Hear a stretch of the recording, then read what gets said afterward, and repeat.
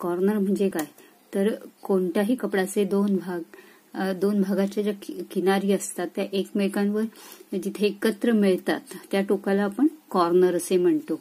Corner हा corner finish करण्याच्या वेगवेगळ्या पद्धती आहेत. त्यात टर्न आउट कॉर्नर म्हणजेच मूळ कापडाचं कापड आहे जे आपल्याला दुमडायचं आहे, जिथे फिनिश करायचं आहे त्या ठिकाणी आमचा जास्तीचा कपडा ठेवला जातो आणि तो कपडा दुमडून त्यावर अशा प्रकारे शिलाई मारली जाते. पहिल्यांदा एक किनार दुमडली जाते आणि नंतर त्याच्या दुसऱ्या बाजूला पहिल्यांदा अशी एक किनार दुमडली जाते, नंतर ती किनार पुन्हा दुमडून अशा पद्धतीने इथे कॉर्नर एक कोपरा तयार करतात, त्याला म्हणतात टर्न आउट कॉर्नर. वेगवेगळ्या गारमेंट फिनिश करण्यासाठी गारमेंटच्या किनारी फिनिश करण्यासाठी याचा वापर केला जातो. त्यानंतर आहे ओव्हरलॅपिंग कॉर्नर. ओव्हरलॅप म्हणजे काय तर कपड्याची एक बाजू दुसऱ्या बाजूवर येते, अशा पद्धतीने याला ओव्हरलॅप कॉर्नर असं म्हणतात. आता ओव्हरलॅप कॉर्नरमध्ये कपडा दुमडल्यानंतर कपड्याची एक बाजू म्हणजे उभ्यातली बाजू किंवा आडव्यातली बाजू उभ्यातल्या बाजूवर किंवा उभ्यातली बाजू आडव्या बाजूवर अशा पद्धतीने ओव्हरलॅप होते, त्याला म्हणतात ओव्हरलॅप कॉर्नर. हा कॉर्नर फिनिश करत वेगवेगळ्या पद्धतीने फिनिश केला जातो. या table cloth, napkin, handkerchief, bed covers इत्यादींमध्ये, तसेच वेगवेगळ्या प्रकारच्या जे ड्रेसेस आहेत जसं कुर्तीज वगैरे आहेत त्याच्या जे कट किंवा स्लीट आहेत त्या फिनिश करण्यासाठी या ओव्हरलॅपिंग कॉर्नरचा वापर केला जातो. ओव्हरलॅपिंग कॉर्नर आहे हा वेगवेगळ्या पद्धतीने फिनिश केला जातो. ज्यावेळेस कपडा म्हणजे कॉर्नर फिनिश करत असताना कपड्याचे लांबीतून आणि रुंदीतून जेव्हा आपण कपडा दुमडतो तो सारख्या रुंदीचा असतो. या ठिकाणी दाखवल्याप्रमाणे इथे एक चौकोन तयार होतो, म्हणजे लांबीतनं जी पट्टी आहे तेवढीच रुंदीतून पट्टी असेल तर या ठिकाणी एक चौकोनी आकार तयार होतो, त्याला आपण स्क्वेअर कॉर्नर असे म्हणतो.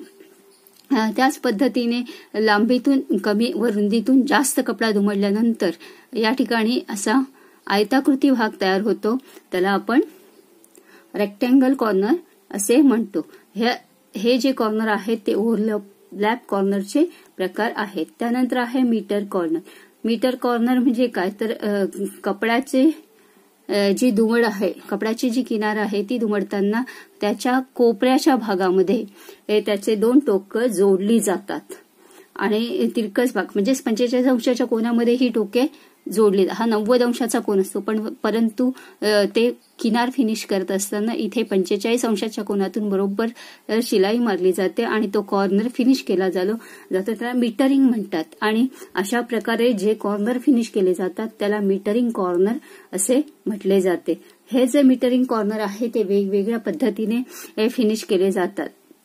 मीटरिंग कॉर्नर टेबल क्लॉथ, पिलो कव्हर, बेड कव्हर इत्यादींमध्ये वापरले जातात.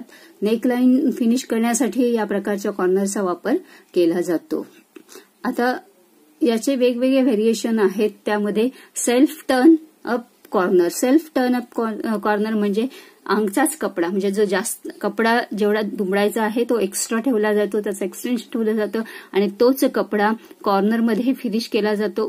म्हणजे 45 अंशाच्या कोनातून त्याला दुमडून तिरकस शिलाई मारली जाते आणि अशा पद्धतीने हा कॉर्नर तयार केला जातो, त्याला सेल्फ टर्न अप कॉर्नर असे म्हणतात.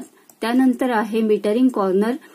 Metering with flat tape corner. Metering with flat tape corner किंवा रिबिन कॉर्नर. हा जो कॉर्नर आहे म्हणजे कॉर्नर फिनिश करताना रिबिन किंवा टेपचा वापर केला जातो.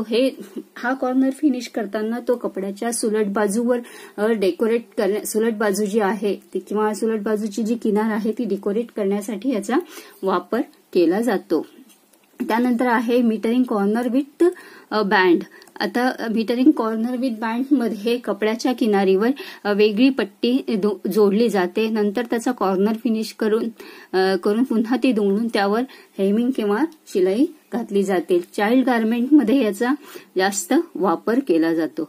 त्यानंतर आहे मीटरिंग विथ बायस फेसिंग. आता यामध्ये कपड्याची हे जी किनार आहे किंवा कपड्याचा जो कॉर्नर आहे त्या कॉर्नरवर अशा प्रकारे बायस स्ट्रीप जोडल्या जातात आणि ते बायस स्ट्रीप जोडून कॉर्नरचा भाग अशा पद्धतीने फिनिश करून तो आत दुमडला जातो. त्याला हा म्हणजे तयार झाल्यानंतर सेल्फ बाउंड म्हणजे सेल्फ टर्निंग प्रमाणेच दिसतो. त्यामुळे याला इथे ह्या ठिकाणी बायस फेसिंग लावलेली असते.